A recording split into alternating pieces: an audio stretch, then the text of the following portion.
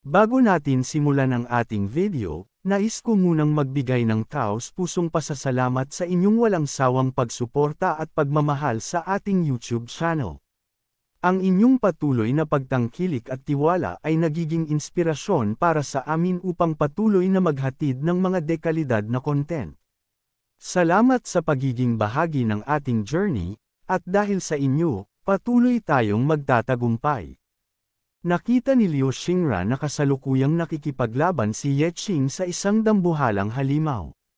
Nakasakay sa ulo nito ang isang mas maliit ngunit kasing sanggit na nilalang, at sa kamay ng malaking halimaw ay isang napakalaking palakol na kumikislap ng pulang kidlat, tila bawat pag-uga ng sandata ay nagbabadya ng kapahamakan.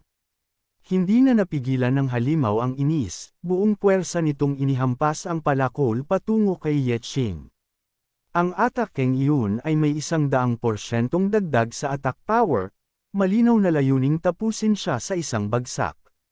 Pero dahil sa matinding bilis at reflex ni Ye Qing, mabilis niyang nailegan ang hampas, kaya ang palakol ay bumaon lamang sa lupa. Sa lakas ng impact, ang lupa ay agad na nabiyak at naglabasan ang alikabok at bitik na parang kidlat na gumapang sa lupa. Habang lumalayo si Ye Qing, mabilis siyang tumingin ng masama sa halimaw at malakas na sumigaw. Hindi nababago ang isang atake kahit tumaas pa ng 100 beses ang lakas mo. Hanggat hindi mo ako nahahawakan, wala ka pa ring damage sa akin. Sa sinabi niya, halos sabay na nagngit-ngit ang dalawang halimaw. Nagninangas ang kanilang mga mata sa galit, at kapwa handang durugan siya hanggat magkalure-lure. Handa nang sumabog ang susunod na yugto ng labanan. Sa isang iglap, pinalibutan si Ye Qing ng mga halimaw na tila sumusulpot mula mismo sa ilalim ng lupa. Parang mga anino, mabilis na umuusbong ang kanilang mga kamay, pilit siyang hinahawakan, hinihila, at pinipigilan na makagalaw.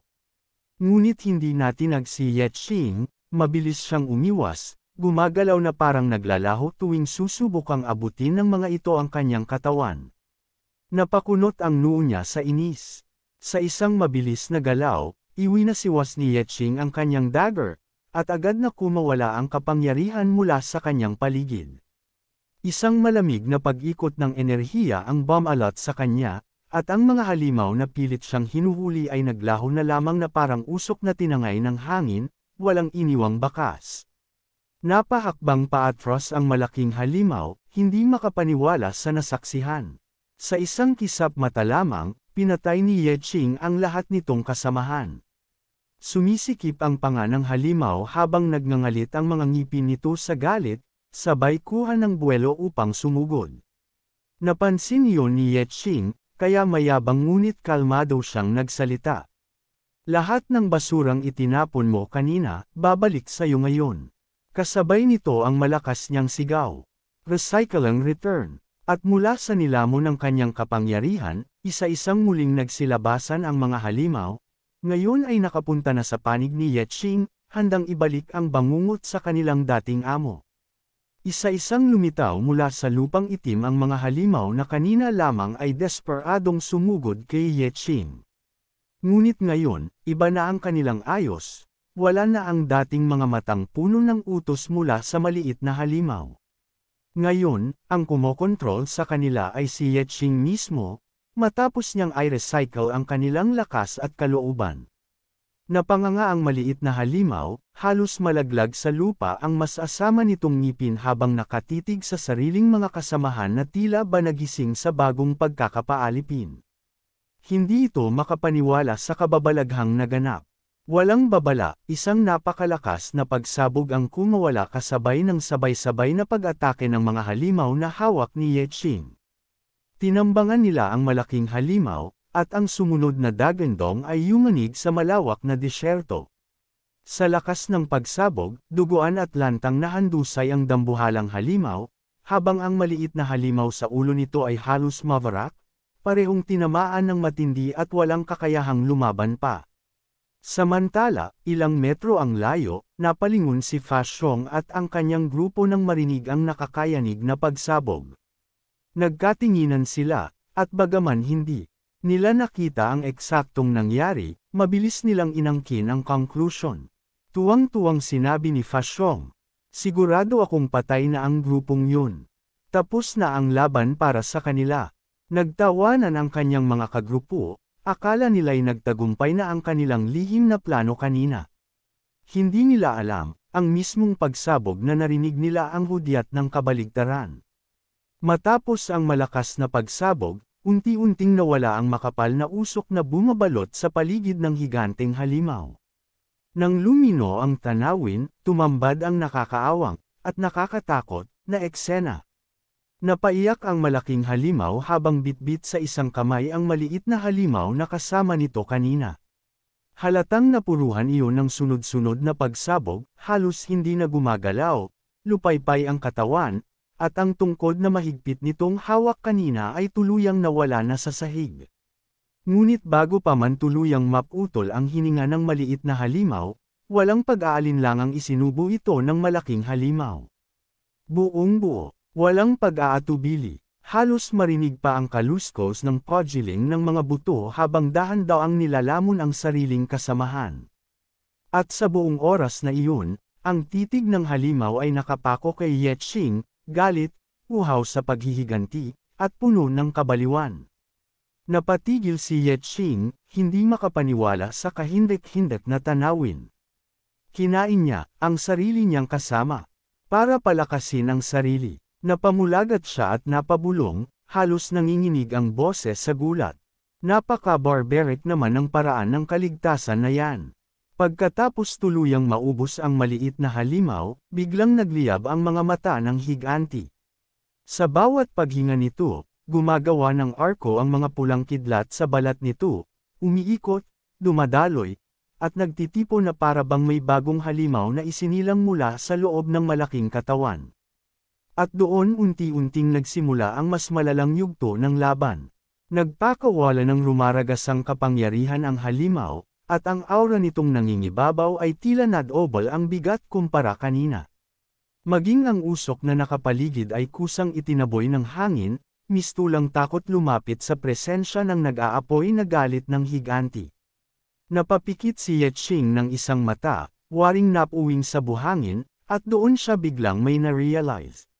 Sa halip na sabihing ang Ogtela, yung maliit na halimaw, ang kumokontrol dito, mas tama sigurong sabihin na siya pala ang naglilimita sa kapangyarihan ng Ogma.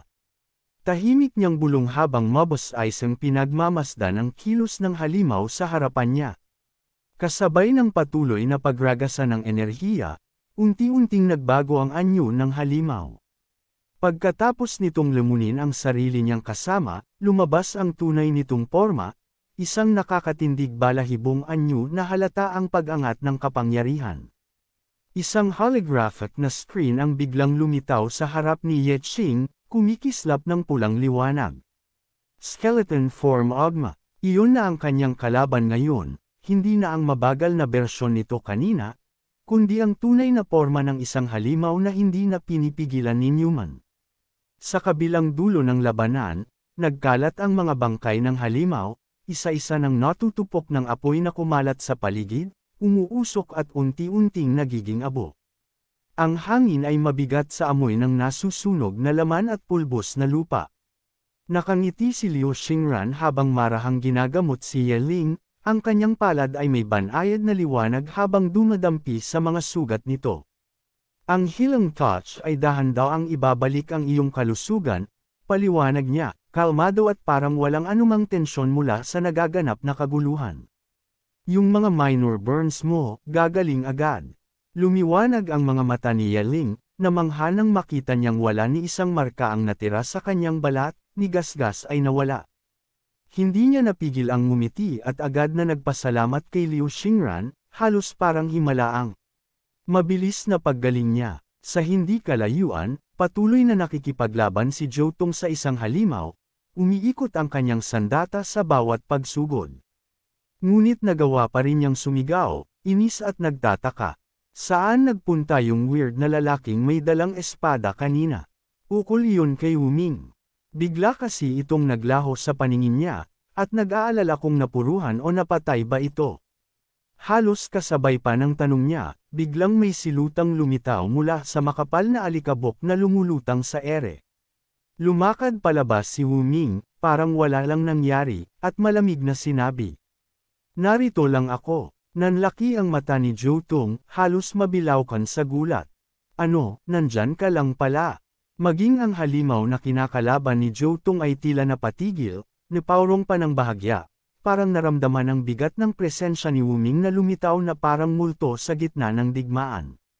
Matapos mawasak ni Wu Ming ang lahat ng halimaw sa kanyang paligid, tahimik siyang naglakad papunta kina Zhou Tong. Ang mga yapak niya ay banayad ngunit mabigat ang presensya, at paglapit niya ay malamig niyang tinanong. Gusto mo na ba talaga akong mamatay? Diretso, walang preno, at may bahid ng galit sa mukha. Halos matamba sa pagkagulat si Zhou Tong, nanlaki ang mga mata at sandaling napatigil sa paghinga. Hindi niya alam kung ano ang isasagot, kaya napabuka na lang ang bibig niya na parang isdang bagong hango sa tubig. Sumabat naman agad si Yeling, nakangisi at halatang nang aasar. Yung weird na lalaking hinahanap mo. Buhay pa. Ayan o, nasa harap mo. Kaya tumigil ka na sa pag-aalala. Nakatayo siya katabi ni Liu Xingran, na nakakunot ang noo at may nakakross na braso, para bang nababagot na sa drama nilang dalawa. Nang tuluyang makalapit si Wu Ming, hindi na nakapagpigil si Zhou Tong. Hindi ka ba marunong makipag-cooperate? Sigaw niya, nahihirapan kami dito, ni hindi mo man lang kami sinuportahan kanina. Ano bang problema mo? Sunod-sunod na reklamo, parang nagbara ang lahat ng inis ng ilang minuto. Ngunit hindi natinag si Wu Ming. Walang kahit anong ekspresyon sa mukha, simpleng sinabi niya. Tinutulungan ko kayo sa pamamagitan ng hindi pagsama sa inyo. Tahimik ngunit matalim ang tono niya. Ang sumpa ko ay nakamamatay. Kahit gasgas na makuha ninyo habang nasa tabi ko, magiging mas malala. Mas mabilis, mas mapanganib. Sandali siyang tumingin kay Liu Xingran, at muling nagsalita ng walang pagbabago sa tinig. Hindi kayo kayang buhayin dalawa ng pagpapagaling ni Miss Ren, tama ba? Diretso, walang dagdag, walang emosyon. At doon nila napagtanto kung bakit palaging nag-iisa si Wu Ming, hindi dahil sa ayaw niyang tumulong, kundi dahil sa takot niyang siya mismo ang maging dahilan ng kanilang kamatayan. Nahihiyang napakamot si Liu Xingran habang inamin ang katotohanan. Tama siya, lahat ng sinabi niya, mahina niyang sabi. Hindi talaga ako nababagay maging healer kung tutuusin. Para bang, hindi ito ang role para sa akin. Ramdam sa boses niya ang kaba, pinagpapawisan, parang nag-iisip kung may pag-asa pa bang magbago ang kanyang role sa mga susunod na mission. Tumingin si Wu Ming sa kanila, malamig, diretso, at walang kahit anong emosyon sa mukha. Sumali lang ako sa grupong ito para punan ang kulang niyong miyembro, sabi niya. Pero huwag niyong kalimutan, isa akong professional mercenary. Habang sinasabi niya iyon, may mga aninong mabilis na papalapit sa kanyang likuran, mga halimaw na sumisugod papunta sa kanya. Hindi man lang siya lumingon. Nang tuluyang makalapit ang dalawang halimaw, mabilis niyang inilabas ang kanyang espada. Sa isang kisap mata, kumurap ang talam, at agad nahati sa gitna ang mga katawan ng halimaw. Parang sabay na bumagsak na troso ang mga ito sa lupa. Pagkatapos ng pagpatay, tumalikod muli si Wu Ming pabalik sa kanyang mga kasama, tila walang nangyaring kahit ano. Hiwalay nating paghahatian ang bawat halimaw na mapapatay natin, malamig niyang wika, parang simpleng paalala lang ng patakaran sa trabaho. At bago pa sila makasagot, muli siyang sumugod sa papalapit na grupo ng mga halimaw, tahimik, mabilis, at deadly, na para bang iyon ang mundong talagang kinasanayan niya. Sa kabilang banda, abalang-abala si Ye Qing sa pag-iwas sa sunod-sunod na mababagsik na atake ng higanteng halimaw. Bawat hampas ng palakol nito ay parang bagyong humahampas sa lupa, nagpapakawala ng hangin na halos itulak siya palayo. Wala siyang nagawa kundi umiwas, dumukwang, at umatras ng buong lakas para hindi tamaan ng nakamamatay na sandata. Matapos makaiwas sa isa na namang paghampas, mabilis na naghanda si Ye Qing upang sumugod pabalik. Kumislap ang dalawang dagger sa kanyang mga kamay, handang tumarak sa katawan ng halimaw.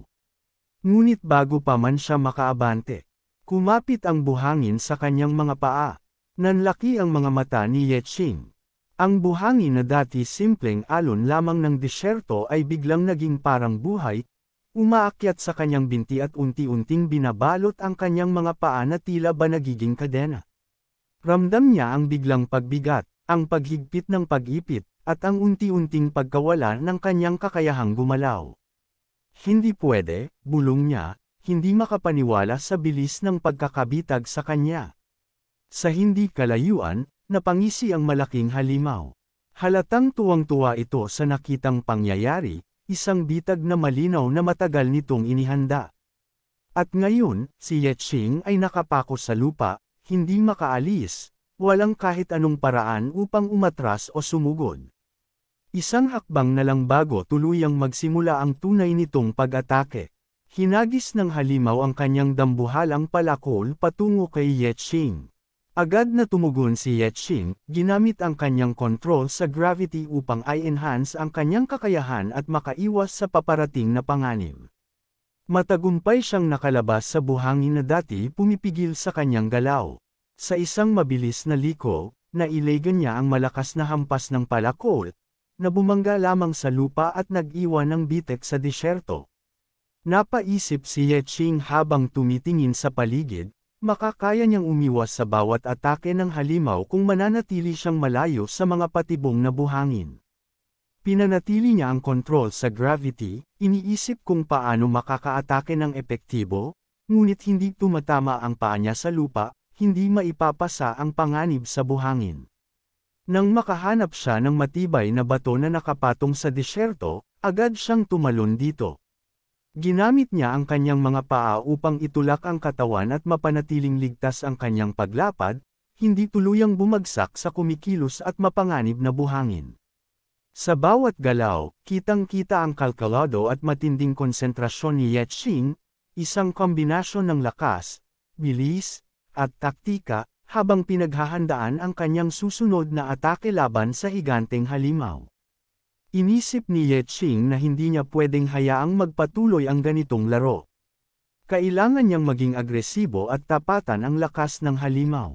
Walang pag-aatubili, agad niyang inactivate ang kanyang frenzy mode. Sa isang iglap, nagmistula siyang lumilipad, tila naglalakbay sa hangin patungo sa direksyon ng kalaban. Ang katawan niya ay nababalot ng matinding enerhiya, mabilis, matalim, at puno ng puwersang halos nakakabighani. Hindi nagpatinag, hinawakan niya ang kanyang sandata at sinubok niyang hiwain ang katawan ng halimaw na nasa harapan niya. Sa bawat galaw, ramdam ang presensya ng kapangyarihan at determinasyon, isang labanan na puno ng bilis, lakas, at walang habas na intensyon na talunin ang higanteng kaaway.